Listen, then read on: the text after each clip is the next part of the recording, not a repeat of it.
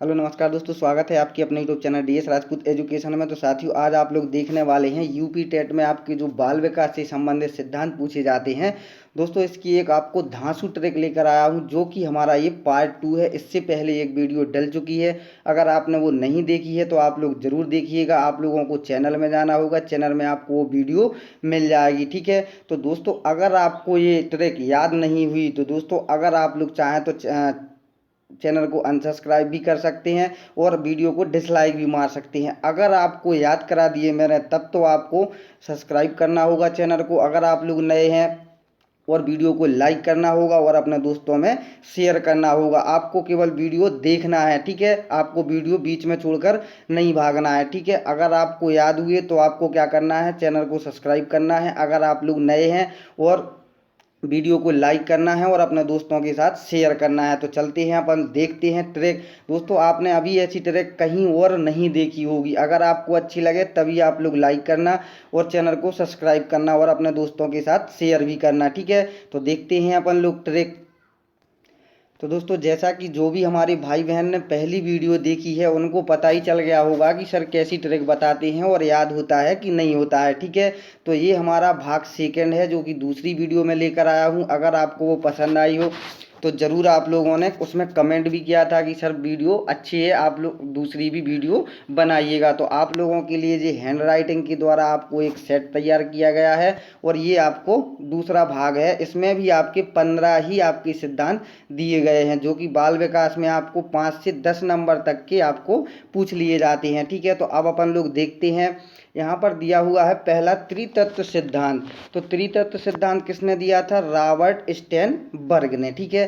अब इसको आपको याद कैसे करना है, यहाँ पर लिखा हुआ है ना त्रितत्व, ठीक है। तो त्रि से आपको क्या करना है, त्रि क्या होता है यानी कि तीन। तो तीन तत्व कौन होते हैं? Robert Steinberg. तीन तत्व क्या है? रॉबर्ट स्टेनबर्ग, ठीक है। त्रितत्व सिद्धांत किसने दिया? रॉबर्ट स्टेनबर्ग ने, ठीक है। तो तीन तत्व कौन कौन से हैं? तीन तत्व। त्रितत्व से आपको 1 मिनट के लिए व्यवहारिक तरीके सोचना है। त्रि त्रि यानी कि तीन तीन, ठीक है। तो तीन क्या है? Robert Steinberg. ये आपको अलग अलग थोड़े से याद रखना है, लेकिन नाम आपका एक ही है, ठीक है। याद करने के लिए बता रहा हूँ आपके लिए, ठीक है। तो जरूर आप लोग एक व्यवहारिक तरीके सोच करके इसको याद करिएगा, ठीक है। तो त्रितत्व सिद्धांत रॉबर्ट स्टेनबर्ग, त्रि से तीन, तीन तत्व, ठीक। तीन तत्व कौन कौन से हैं? रॉबर्ट स्टेनबर्ग, ठीक है। ये याद हो जाएगा आपके लिए। त्रितत्व सिद्धांत किसने दिया? रॉबर्ट स्टेनबर्ग ने, ठीक है। अब देखते हैं नेक्स्ट, किंडरगार्टन विधि। तो किंडरगार्टन विधि किसने दी है? फ्रोबेल ने, ठीक है। अब इसकी ट्रिक क्या है? आपको लिए दिख रहा होगा गार्टन लिखा, तो गार्टन के लिए आपको 1 सेकंड के लिए गार्डन सोचना है, ठीक है। गार्डन, ठीक है। गार्डन से आपको क्या याद रखना है? गार्डन। फ्रो से आपके क्या होते हैं? फ्लावर होते हैं ना, फ्लोवल यानी कि फूल। तो गार्डन किसको कहते हैं? बगीचे को, जहाँ पर क्या पाए जाते हैं? फ्लावर्स यानी कि फूल पाए जाते हैं। तो गार्डन में का क्या पाए जाते हैं? फूल। फूल से फ्लोवेल, ठीक है। फ्लावर्स पाए जाते हैं ना, तो गार्डन में क्या पाए जाते हैं? फ्लावर्स। फ्लावर्स यानी फूल पाए जाते हैं, ठीक है। तो आपको कैसे याद रखना है? गार्डन में फूल पाए जाते हैं, ठीक है। तो गार्डन से किंडरगार्टन विधि और फ्रो से फ्लावर से फ्रोवेल, ठीक है। तो ये आपको ऐसे याद हो जाएगा कि नहीं हो जाएगा, आप लोग बताते चलिएगा दोस्तों कमेंट करके। कि अगर आपको वीडियो अच्छी लगी तो आप लोग एक जरूर प्यारा सा कमेंट करना और अपने दोस्तों के साथ जरूर शेयर करना, ठीक है। तो किंडरगार्टन विधि फ्रोवेल ने, तो गार्डन से आपको याद गार्डन, ठीक है। और गार्डन में क्या पाए जाते हैं? तरह तरह के फ्लावर्स पाए जाते हैं। तो किंडरगार्टन विधि क्या हो जाएगी? फ्रोवेल के द्वारा दी गई है, ठीक है। अब यहाँ पर नेक्स्ट देखते हैं, ब्रेल पद्धति।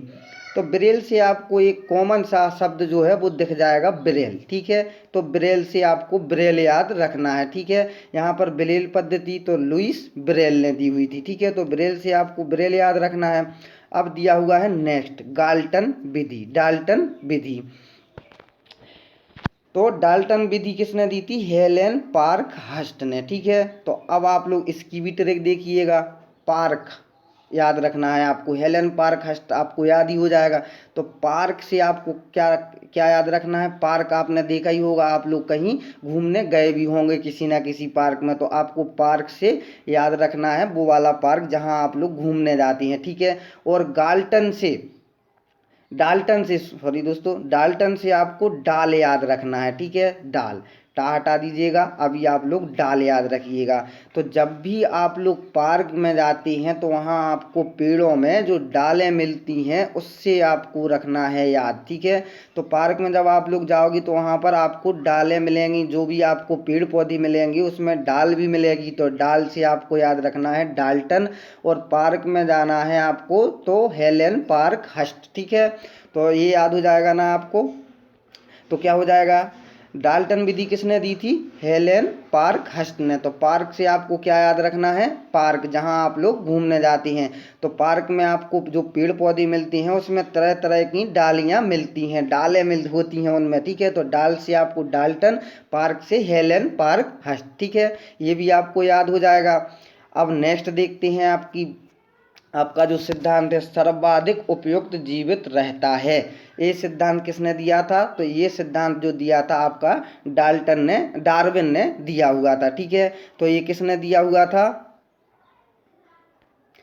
ये किसने दिया, सॉरी दोस्तों, सर्वाधिक उपयुक्त जीवित रहता है, तो ये किसने दिया था, डार्विन ने, ठीक है। अब इसको अपन लोग याद कैसे रहेंगे, तो आप लोग एक चीज़ बताइएगा दोस्तों, डार यानी कि डार्विन, तो डार से आपको डर याद रखना है, ठीक है। 1 मिनट के लिए आपको ये सोचना है, डार्विन से डर। तो दोस्तों जो व्यक्ति सर्वाधिक जीवित रह सकता है वो कैसे जीवित रह सकता है, बिना डर के, ठीक है। जो व्यक्ति डरेगा वो सर्वाधिक जीवित नहीं रह सकता है, जिसको डर नहीं होगा वही व्यक्ति सर्वाधिक जीवित रह सकता है। तो सर्वाधिक उपयुक्त जीवित रह सकता है या से आपको डर से याद रखना है डार्विन, ठीक है। और जो डर के बिना सर्वाधिक उपयुक्त जीवित रहता है तो वो तो आपका एक सिद्धांत ही है, ठीक है। तो ये आपको याद हो जाएगा, सर्वाधिक उपयुक्त जीवित कौन रह सकता है, जिसको को किसी भी प्रकार का डर ना हो, ठीक है। तो डर से आपको क्या याद रखना है, डार्विन, ठीक है। तो ये भी आपको, आशा करता हूँ कि ये भी आपको याद हो जाएगा, ठीक है। नेक्स्ट देखते हैं नैतिक विकास का सिद्धांत, कोहलर वर्ग, ठीक है। तो इसको आपको याद कैसे रखना है, नैतिक विकास, ठीक है। तो नैतिक विकास का सिद्धांत कोहलर वर्ग, ये आपको याद ही होगा, ठीक है। तो दोस्तों कोहलर वर्ग ने किस चीज का आपका सिद्धांत दिया था, सूझ का, ठीक है। किसका दिया था, सॉरी दोस्तों, आपको जो दिया था सूझ का, ठीक है। तो सूझ के द्वारा कोई भी व्यक्ति अपने नैतिक गुणों का विकास कर सकता है, ठीक है। तो कोहलर ने किस पर, कोहलर ने सुल्तान यानी कि चिंपैंजी नामक पर अपना चिंपैंजी के सुल्तान नामक उस पर वनमानुष पर अपना प्रयोग किया था। तो किससे किया था, सूझ से। तो सूझ से आपको क्या याद रखना है, सूझ से कोई भी व्यक्ति अपनी सोच समझ से व्यक्ति अपने नैतिक गुणों का विकास कर सकता है। तो इससे आपको क्या याद रखना है, नैतिक विकास का सिद्धांत कोहल वर्ग हो जाएगा, ठीक है। अब नेक्स्ट देखते हैं तरल ठोस मॉडल। तरल ठोस मॉडल का सिद्धांत किसने दिया था, कैटल, या इनका पूरा नाम जो कभी कभी लिखा आता है आरबी कैटल, ठीक है। अब तरल ठोस मॉडल किसने, कैटल ने। अब इसका सिद्धांत क्या हो जाएगा, याद करने की जो ट्रिक होगी, तो कैटल से आपको क्या याद रखना है, कैट, ठीक है, कैट रखेंगे। और दोस्तों इनने 16 PF का भी आपका सिद्धांत दिया हुआ था, ठीक है। तो ये भी आपको याद रखना है, यहाँ पर आ जाएगा आपका 16 PF, ठीक है। तो ये आपको कैटल से क्या याद रखना है, कैट। तो दोस्तों जो कैट का भोजन होता है वो तरल भी होता है और आपका ठोस भी होता है, ठीक है। तो कैटल से आपको क्या याद रखना है, कैट, ठीक। तरल ठोस से आपको याद रखना है कि कैट का जो भोजन होता है वो तरल भी होता है, ठोस भी होता है। अब तरल में क्या आ जाएगा, आपका मिल्क यानी कि दूध आ जाएगा, ठीक है। तो दूध भी होता है, ठोस में आपकी क्या आ जाएंगी, रोटी आ जाएगी, ठीक है। तो ये आप लोग समझ गए होंगे। तो जो कैट का जो भोजन रहता है वो तरल और ठोस यानी कि दूध, रोटी, ये उसका भोजन रहता है। और वो दिन में कितने बार खाती है, 16 बार खाती है, ठीक है। तो इससे आपको याद हो जाएगा। एक बार मैं फिर बता देता हूँ अगर आपको याद नहीं हुआ है। तो तरल ठोस मॉडल किसने, कैटल ने या आरबी कैटल ने। तो कैट से आपको याद रखना है, कैट, कैट किसको कहते हैं, बिल्ली को, ठीक है। तो जो बिल्ली होती है उसका भोजन तरल भी होता है और ठोस भी होता है। ठीक है, तो ये आपको याद हो जाएगा। और इन्होंने 16 PF भी इसी में है आपका सिद्धांत। तो इसका कैट का क्या भोजन होता है, तरल भी और ठोस भी। तरल में दूध, ठोस में रोटी। ठीक है, और ये दिन में कितने बार, 16 बार खाती है। ठीक है, तो आपको दोस्तों व्यवहारिक तरीके सोचना है और याद करना है। मैं आपको गारंटी लेता हूं कि आप लोगों के लिए ज़रूर याद हो जाएगा। ठीक है, लेकिन आप लोग इसको एक बार अच्छे से देखिएगा। अगर आपको समझ में आया हो, याद होता जा रहा है, तो आप लोग ज़रूर एक प्यारा सा कमेंट करिएगा और वीडियो को लाइक कर दीजिएगा अगर आपने नहीं किया है। अगर वीडियो आपको अच्छी लगी है और आप लोग नए हैं तो चैनल को ज़रूर सब्सक्राइब कर लें और अपने दोस्तों के साथ भी इसको ज़रूर शेयर करिएगा। ठीक है, तो कल आपने 15 याद किए थे, आज भी आप लोग 15 याद कर रहे हैं, तो आपके 15-15 मिला के 30 जो सिद्धांत हैं वो आपको याद होने वाले हैं। ठीक है, यहाँ पर दिया हुआ है निरर्थक शब्द प्रयोग, तो ये किसका है, एबिंगहास का सिद्धांत। ठीक है, अब इसको आपको याद कैसे रखना है, हास, आपको यहाँ पर हास देखना है। हास यानी कि आपको हास्य अर्थात ये आपको अर्थ लगाना है हा, ह्रास। ठीक है, या कमी। ठीक है, हास किसको कहते हैं, कमी को। ठीक है, ये आप लोग कमी समझ गए होंगे। निरर्थक आप लोग जानते ही हैं। तो दोस्तों अगर आप लोग अपने जीवन में निरर्थक शब्दों का प्रयोग करेंगे तो आपकी बुद्धि में क्या होगा, ह्रास हो जाएगा, ह्रास हो जाएगा या कमी आ जाएगी बुद्धि में। ठीक है, तो आपको ह्रास से क्या रखना है, ह्रास, ह्रास यानी कि कमी। ठीक है, और निरर्थक शब्द प्रयोग यानी कि अगर आप लोग अपने जीवन में निरर्थक शब्दों का प्रयोग करते हैं तो आपकी बुद्धि में क्या हो जाएगा, ह्रास हो जाएगा या कमी हो जाएगी। तो ह्रास से आपको याद रखना है एबिंगहास। निरर्थक शब्द आप लोग समझते ही हैं, तो आप लोगों के लिए ये भी याद हो जाएगा। तो निरर्थक शब्द का प्रयोग एबिंगहास ने। ठीक है, अब देखते हैं नेक्स्ट, बुद्धि का समूह कारक सिद्धांत किसने दिया था, कैली ने। ठीक है, तो बुद्धि का समूह कारक सिद्धांत किसने, कैली ने। अब आप लोगों ने कैली से आपको अर्थ लगाना है केला। ठीक है, ये आपको व्यवहारिक तरीके से पढ़ाया जा रहा है दोस्तों, ताकि आप लोगों को याद हो। ठीक है, तो आशा करूंगा कि आप लोगों को ज़रूर ये याद होता जा रहा होगा। ठीक है, तो आपको कैली से क्या याद रखना है, केला। ठीक है, तो केला यहाँ पर दिया हुआ है बुद्धि का समूह कारक सिद्धांत। अब यहाँ पर उठाना है आपको समूह। ठीक है, समूह उठा लिया ना। तो आपने देखा होगा दोस्तों जो केले होते हैं आपके वो कैसे होते हैं, एक समूह में आपके केले होते हैं। ठीक है, तो केले कैसे होते हैं, समूह में होते हैं। तो समूह से आपको क्या याद रखना है, बुद्धि का समूह कारक सिद्धांत किसने, केली ने दिया था। ठीक है, तो केले कैसे होते हैं, समूह में होते हैं। ठीक है, तो बुद्धि का जो समूह कारक सिद्धांत है किसने, केली ने। ठीक है, ये भी आपको याद हो जाएगा। नेक्स्ट देखते हैं लंबात्मक बुद्धि विधि। लंबात्मक विधि किसने, गैरीसन ने। अब ये याद कैसे करेंगे दोस्तों, तो इसकी भी ट्रिक है। आपको लंबात्मक विधि दिया हुआ है और गैरीसन दिया हुआ है। तो दोस्तों आपने देखा होगा कि जो कुआं होता है, कुआं दिखा ना, इसमें पानी भरा रहता है। ठीक है, तो जो कुआं होता है, कुआं में क्या होता है, इसमें लंबाई भी होती है आपकी। ठीक है, लंबाई भी होती है और उसी को अपन गहराई भी कहते हैं। ठीक है, तो कुएं में क्या होती है, गहराई भी होती है और लंबाई भी होती है आपकी। तो कुएं में क्या होती है, गहराई भी होती है और लंबाई भी होती है।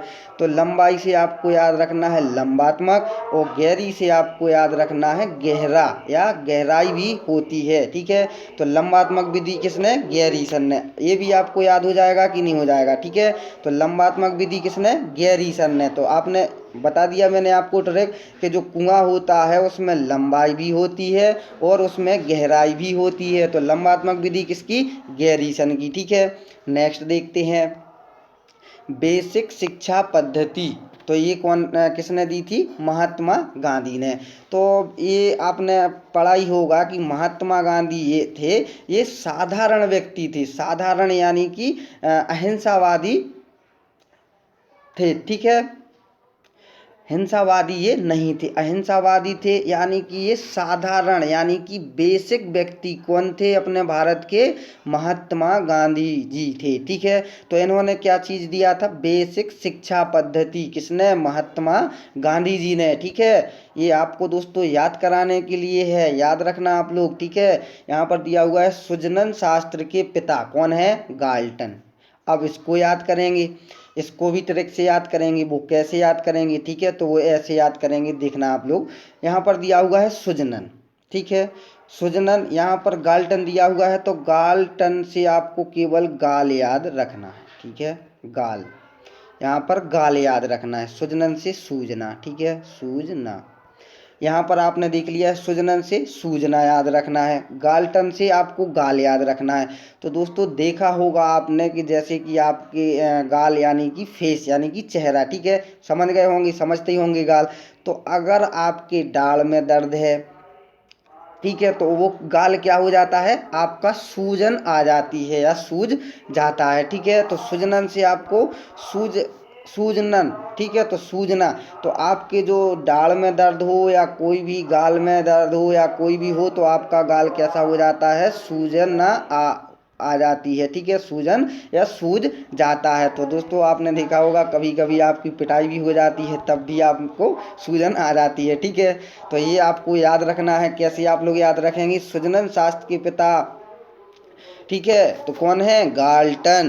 तो ठीक है, याद रहेगा ना, गाल्टन से आपको गाल याद रखना है और सुजनन से सूज याद रखना है या सूजना याद रखना है। ठीक है, तो जब भी आपकी दाढ़ में दर्द हो तो गाल में क्या आ जाती है? सूजन आपकी आ जाती है। ठीक है, तो सुजनन शास्त्र के पिता या जनक गाल्टन। ठीक है, अब नेक्स्ट देखते हैं ड्रॉक वाली विधि।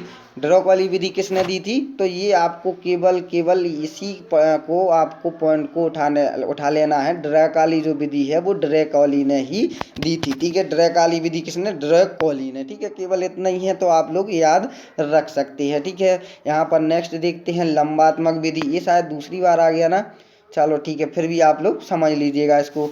तो लंबात्मक विधि किसने? गैरीसन ने। मैंने क्या बताया था आपको? तुरंत याद आ गई होगी दोस्तों इसकी ट्रिक। तो लंबात्मक में क्या बताया था? जो कुआ होता है वो लंबा भी होता है और गहराई भी इसमें होती है। लंबाई चौड़ाई भी होती है और गहराई भी इसमें होती है। तो लंबाई से आपको याद रखना है लंबात्मक और गहराई से आपको याद रखना है गैरीसन। ठीक है, तो ये आपको याद हो गया होगा।